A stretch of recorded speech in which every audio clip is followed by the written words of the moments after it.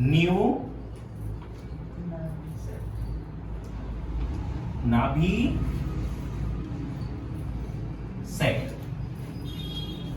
NNS जो है वो न्यू नाभि सेट। जैसे हम रनिंग करते हैं और रनिंग करने के बाद जब हमें सांस बहुत जल्दी जल्दी आने लग जाता है, हम थकने लग जाते हैं, तो हम क्या करते हैं, फिर अपने आप को रिलैक्स करते हैं। बहुत सारे लोग ऐसे करते होंगे, बहुत सारे लोग झुक के बहुत लंबी लंबी सांस लेते होंगे। उसी तरीके से जब हम टॉ फिंगर करेंगे, टॉ फिंगर करने के बाद उन पॉइंट्स को रिलैक्स करने के लिए या उन पॉइंट्स को अपनी जगह पर सेट करने के लिए हम एनएनएस करते हैं। ये न्यू नाभि सेट, एनएनएस की फुल फॉर्म न्यू नाभि सेट। अब अगर हम बात करें दोनों जो हमारे अंगूठे हैं, कौन सा पॉइंट है सर? गैस। ठीक है जी। दोनों अंगूठों पर गैस का पॉइंट किस लिए है? क्योंकि बेसिकली गैस जो है हमें दो तरह की होती है हमारे एब्डोमेन में, और वो कौन कौन सी? एक स्टमक गैस और सेकेंडरी इंटेस्टाइन गैस।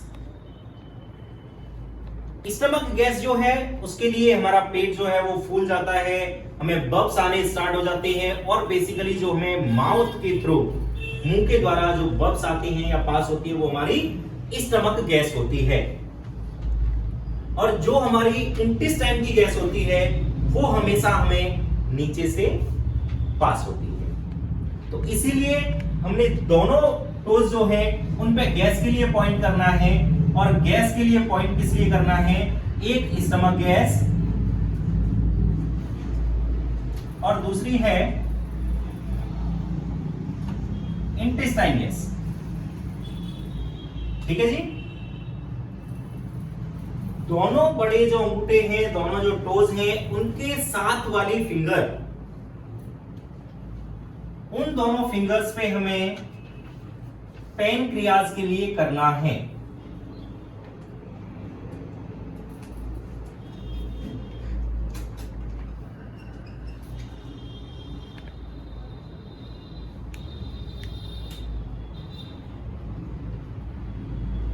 पैनक्रियाज के लिए करना है। पैनक्रियाज के लिए भी दोनों फिंगर्स जो हैं उन पे क्यों करना है? जी ऋषभ जी, क्यों करना है दोनों उंगलियों पे? ये तो सब क्लियर हो चुका है।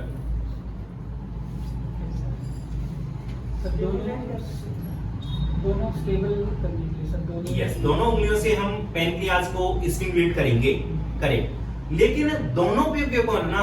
एक पर क्यों नहीं करना? एक से भी तो स्टिमुलेट हो सकता है। अगर हमारा पॉइंट ही पैनक्रियाज का है तो हम सिंगल सिंगल भी तो कर सकते हैं। पैनक्रियाज एक ही है, तो हम दोनों उंगलियों से जब प्रेस करेंगे तो एक ही पैनक्रियाज को एक्टिवेट कर रहे हैं। तो अपनी आसानी के लिए, अपने को इजी करने के लिए, इजी बनाने के लिए अगर हम सिंगल सिंगल पॉइंट पे करेंगे तो हमारे लिए और इजी हो जाएगा। दोनों से कनेक्ट सेंटर पे होने की वजह से पैनक्रियाज सेंटर में है। बेसिकली क्या है, पैनक्रियाज एक है, पॉइंट दो हैं, दोनों का लॉजिक जो है वो डिफरेंट है। जैसे हम गैस के लिए दो गैस है हमारी, ऐसे ही पैनक्रियाज के भी दो काम हैं। एक तो हार्मोन्स का सीक्रेशन करना और एक एंजाइम्स का सीक्रेशन करना।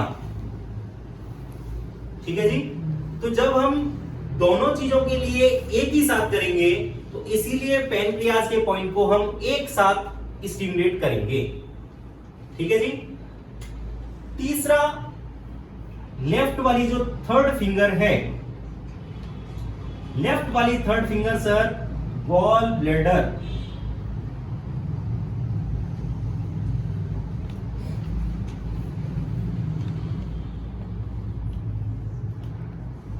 लेफ्ट वाली थर्ड फिंगर गॉल ब्लैडर।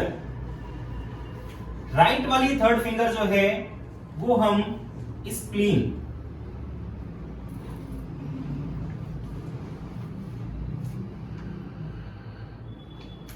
ठीक है। लेफ्ट वाली फोर्थ फिंगर लीवर, और अगर हम राइट वाली फोर्थ फिंगर की बात करें तो म्यूकस।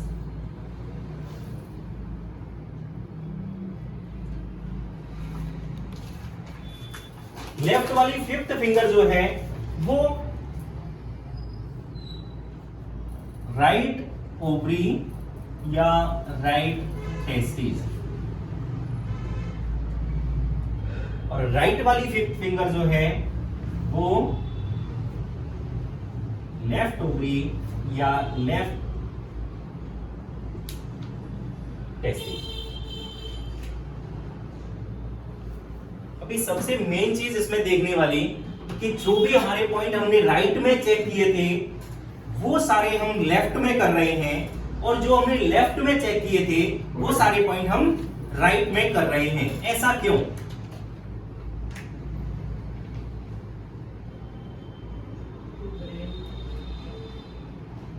क्योंकि हमारा ब्रेन जो हमारी बॉडी को कंट्रोल करता है वो अपोजिट कंट्रोल करता है। लेफ्ट साइड का ब्रेन जो है हमारी राइट साइड की बॉडी को कंट्रोल करता है, और राइट साइड का ब्रेन जो है हमारे लेफ्ट साइड की बॉडी को कंट्रोल करता है। जब किसी भी इंसान को ब्रेन के राइट साइड में प्रॉब्लम होती है तो उनका बॉडी का लेफ्ट हैंड साइड जो है वो इफेक्ट होता है। जब हमारे ब्रेन में लेफ्ट हैंड साइड में किसी को प्रॉब्लम होती है तो उसकी वजह से हमारी बॉडी की राइट हैंड साइड जो है वो इफेक्टेड होती है, और साथ में स्पीच का जाना भी एक चांस बन जाता है। जैसे किसी को पैरालाइज हो, ठीक है, तो पैरालाइज अगर किसी को इन्फार्क्ट हुआ है राइट साइड में तो उनकी लेफ्ट साइड की बॉडी जो है वो इफेक्ट हो जाएगी। अगर किसी को लेफ्ट साइड में इन्फार्क्ट या हेमाटोमा हुआ है तो उनके राइट साइड की बॉडी जो है इफेक्ट होगी, और साथ में स्पीच भी चली जाती है। तो अपना जो स्पीच एरिया है वो लेफ्ट हैंड साइड होता है ब्रेन में, इसीलिए लेफ्ट साइड इफेक्ट होने से राइट साइड की बॉडी काम करना छोड़ देती है और स्पीच भी साथ में चली जाती है। तो ये जो अपने पॉइंट हैं इनको हम बोलते हैं टॉप फिंगर, और टॉप फिंगर के बाद में जो हमारा मतलब मैंडेटरी है, कंपलसरी है करना, वो है एनएनएस। ठीक है, तो ये पॉइंट सारे समझ आ गए कि कैसे कैसे करने हैं। किसी भी पॉइंट में कोई डाउट? ठीक है, प्रैक्टिस वाली बात है, तो याद नहीं मतलब प्रैक्टिस तो अभी करनी है, अभी प्रैक्टिस स्टार्ट नहीं की, बट वैसे जो हमारा डायग्राम है वो हमें प्रॉपर एकदम अंडरस्टैंड हो गया, कंप्लीटली समझ आ गया। मतलब इसका ट्रीटमेंट सारा फिंगर से ही है? नहीं, ये अभी सबसे फर्स्ट जो ट्रीटमेंट है, वो फिंगर से, जो बेसिक ट्रीटमेंट है हमारा वो फिंगर से है। जो हमने सबसे पहले क्या बताया था, अपनी डेफिनेशन जब लिखवाई थी न्यूरोथेरेपी की, कि नाभि को केंद्र मानकर, मतलब जो भी हमने ट्रीटमेंट स्टार्ट करना है वो एब्डोमेन से स्टार्ट करना है, क्योंकि अगर किसी भी इंसान का एब्डोमेन ठीक नहीं होगा तो उसकी प्रॉब्लम कभी भी ठीक नहीं हो सकती। तो इसीलिए ये सारे पॉइंट्स कहां के हैं हमारे? होल एब्डोमेन के। ठीक है जी, होल एब्डोमेन को जब हम स्टिमुलेट कर देंगे तो जो आप लाइन ऑफ ट्रीटमेंट करने वाले हैं उसका रिजल्ट जो है वो डबल फास्ट हो जाएगा। ठीक है, तो अभी हम इस चीज को प्रैक्टिकली डन करते हैं कि इसको करना कैसे है। ठीक है, काउंटिंग अभी हमें कुछ भी नहीं है, इसमें काउंटिंग का भी कोई भी कैसा भी लॉजिक नहीं है, कोई भी कैसी भी बात नहीं की हमने काउंटिंग की, तो हम सिर्फ और सिर्फ अभी टॉप फिंगर करेंगे। ठीक है, तो करते हैं टॉप फिंगर।